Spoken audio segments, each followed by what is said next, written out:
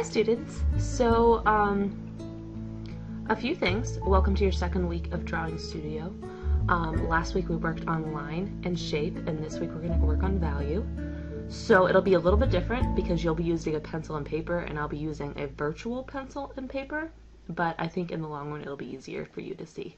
Today we'll be working on a value scale. So like I said, last week we worked on line and shape. This week we're working on value, more commonly known as shading. So a lot of you that are excited about drawing and you are looking to get better, shading is something that I'm sure you're really looking forward to. Shading adds form, it adds depth, it adds reality, weight, and texture sometimes to your surface. So value is really the next step with drawing.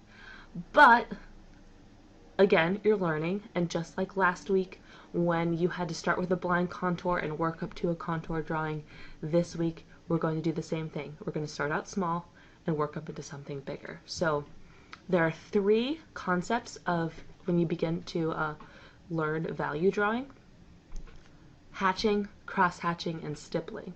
Today we're going to make a value scale where I want you to practice taking those three techniques and making a scale from dark to light scale. So I'll walk you through it.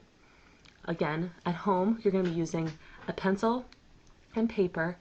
For the stippling, which is making little dots, it'd be really great if you had like a skinny marker or like a felt tip pen, but if you don't, that's fine.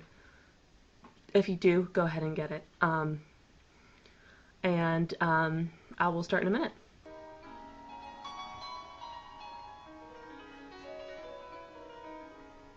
Alright guys, so here I am. I started to make the value scale, and you see I've labeled it for the three different techniques that we're using: hatching, cross-hatching, and stippling. So again, I just want you to make the scale just like this. I want you to use your whole paper. Something that I've noticed, a few of you have turned in your drawings, not everybody, but a few of you.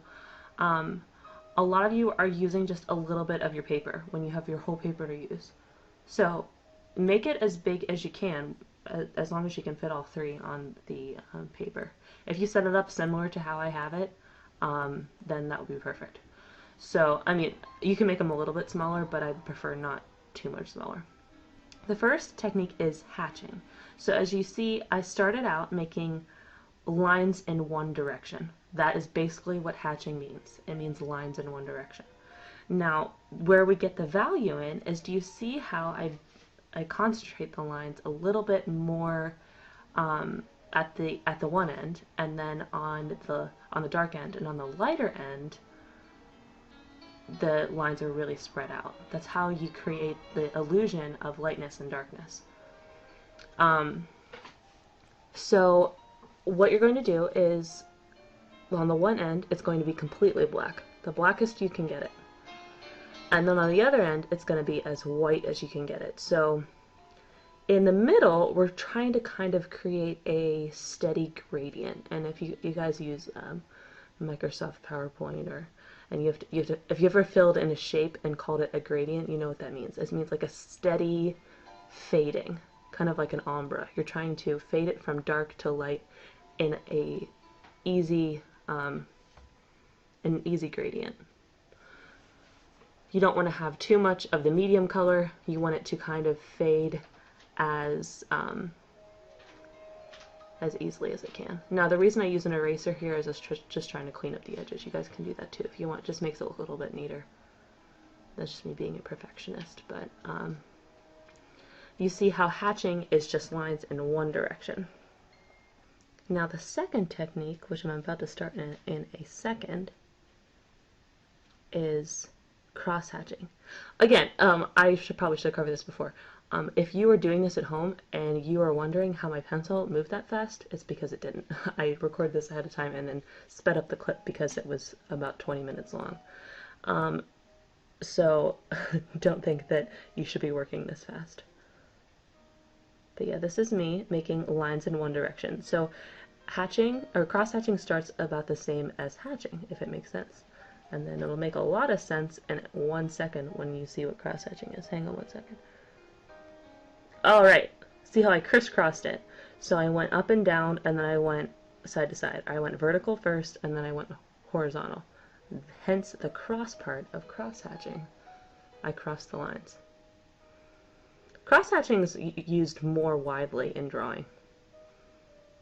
You'll see that in tomorrow, or sorry, Thursday, when you see the cross-hatching demonstration. But I made lines up and down, and then I crossed them with the horizontal lines. Again, I'm going to concentrate the darkest lines toward the left end, and then towards the right I'm going to get lighter and lighter and lighter. Forward to me. Now we're going to move on to stippling, which is basically making little dots. And when I introduced the video, you might remember that I said it would be a good idea if you got a marker. The only reason is students tend to press really hardly on the paper. They press down pretty hard on the paper when they make dots, and I don't want you to break like 5 of your pencils. So sometimes it's easier if you get a felt tip marker, if you have one. The reason I said skinny is because if you used a big marker for this, like a Mr. Sketch or a Crayola marker that's kind of fatter, then you're not going to get the same effect. It's going to be large dots. We want little dots. And it's the same kind of idea. So I have dots, and if I want to make it darker, then I concentrate the dots. If I want to make it lighter, then I spread them apart more. If while you're making your stippling picture, if you notice that your hand hurts, that's normal. It takes a very long time to make a bunch of dots, and your hand might start to cramp. Take a break, you'll be alright. And it's all about adjusting. A lot of drawing is all about adjusting. You're not going to get it right the first time. So if you'll notice, I start to concentrate it, and then I go work in another area, and then I go back and tweak it until I like it. See how I'm filling it and making it more of a filled scale instead of a little bit skinnier. It's getting more and more form. So I encourage you to do the same. Alright, we're all done. Hatching, cross-hatching, and stippling.